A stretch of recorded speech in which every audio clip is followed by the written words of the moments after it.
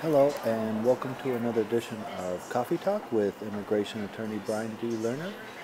In this particular episode, I'd like to talk about possible immigration reform.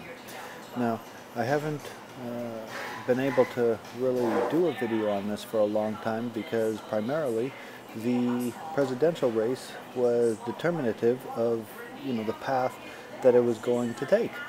And now, since President Obama has won, now it looks like the two sides are much more serious about being able to run through comprehensive immigration reform.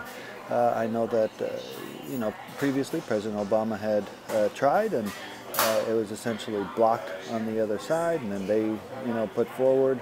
The Republicans put forward some items, and then the Democrats couldn't agree, and so it was just back and forth, and back and forth, and everybody just holding their own without giving any real effort to make something that compromises and that works.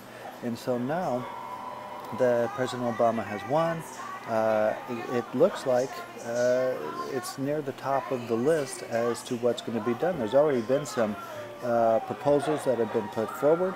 People look like they're really willing to come to the table, and hopefully this will remain and stay so that we will be able to get comprehensive immigration reform that will fix a system where there's a lot of problems. Now, I'm under no illusion that it's going to be a magic panacea of that everybody's going to like. The reality is when an immigration reform bill comes out, there's always people who like some of it and dislike some of it, and then there's other people that like and dislike. So it will be impossible to make everybody happy, but hopefully the ultimate result will have the effect of fixing a situation where problems exist. I know some people watching this video will not only disagree with me, obviously, but will put comments, and that's fine. Some people say, well, there's all the 12 million illegal people, they shouldn't be here, get them out. Okay, but we have to look at the reality of the situation. It's whether really whether you agree or disagree is fine, but the reality is that you have 12 million people, one way or another, that are here illegally, that have been here for many years. They've integrated into society, meaning that many are married to U.S. citizens or lawful permanent residents. Many have U.S. citizen children. Their families have grown up for many years here. There have been contributions that they've made and so forth. And so when you have a situation like that, it's not quite so easy to just say, kick them out. Okay, don't give them anything, kick them out.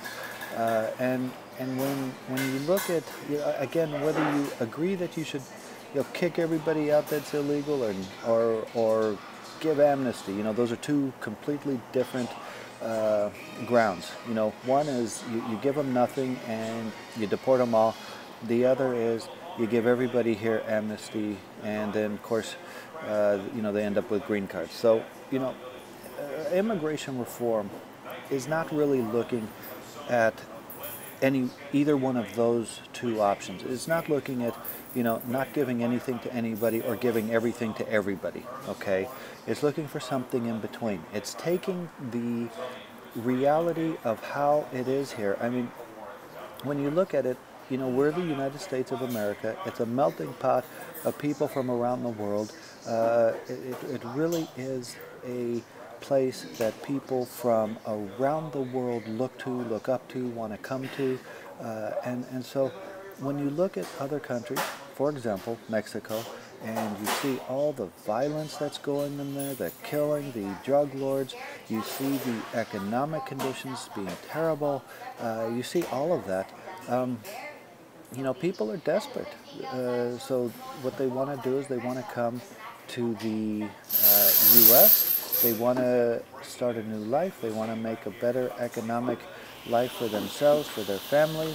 A lot of people come here on their own, and they end up sending money back to their home country. It just, really depends. It's not because, they want to violate the law. It's not because they want to, go through the desert and risk all of the hardships that ultimately happen when people try to cross illegally. But you have to get the policies into effect that will essentially end up, number one, finding something reasonable that will happen with the people who have already been here, who have integrated into the U.S. society, who have made various contributions, who have U.S. citizen relatives now, and take that reality and do something with it. But will also make it so that when you look at the incentives for people who try to come here illegally, that those incentives are taken away, that it is made so that people don't have the incentive to, hire coyotes and cross the border illegally, that they don't try to, go under the radar and hide from the law just to get into the United States. So you see there's different paths that can be taken policy-wise under immigration reform that can accomplish both those goals. For example, let's talk about the people who are coming here illegally. What can you do to stop it? Well, obviously there's the enforcement procedures. They've built bigger fences and they have more border patrol, on the border. They have more powers that they can use, expedited removal, and they can remove people faster. So you can do all of that, and you can make it so that under enforcement policies, it's more difficult for them to physically come in. But then what else can you do? Because people still keep trying. They still attempt to go and to come into the U.S. illegally. So what would happen if some visas could be issued that would be easier for people to come in?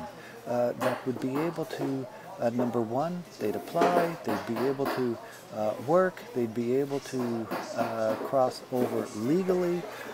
Sometimes it's very difficult. Well, not sometimes, a lot of times it's very difficult to get work visas to come to the U.S. It doesn't mean it can't be done. Right now, for temporary types, there's H-2B, H-1B, O-1, P-1, there's all different kinds. But, take for example the H-2B. That would be, for example, that could be a temporary unskilled labor for a certain period of time. Well, it's fine to get that, but it takes a long time, a lot of money, and it takes a lot of work. What would happen if there was some other type of visa that would make it a bit easier to come over? It wouldn't end up taking American jobs, and on the other side, it would make it so they wouldn't have the incentive to cross over illegally. So there's various ways that can be done in order to promulgate policies to allow people to come over here easier, possibly for a shorter period of time, take away the incentive to come over illegally. Now, for the people who have been here illegally, but have integrated into American society, what do you do? Again, you can't just sit up and say kick them all out. It's just not realistic. And then on the other hand, you can't say give them all green cards or give them citizenship.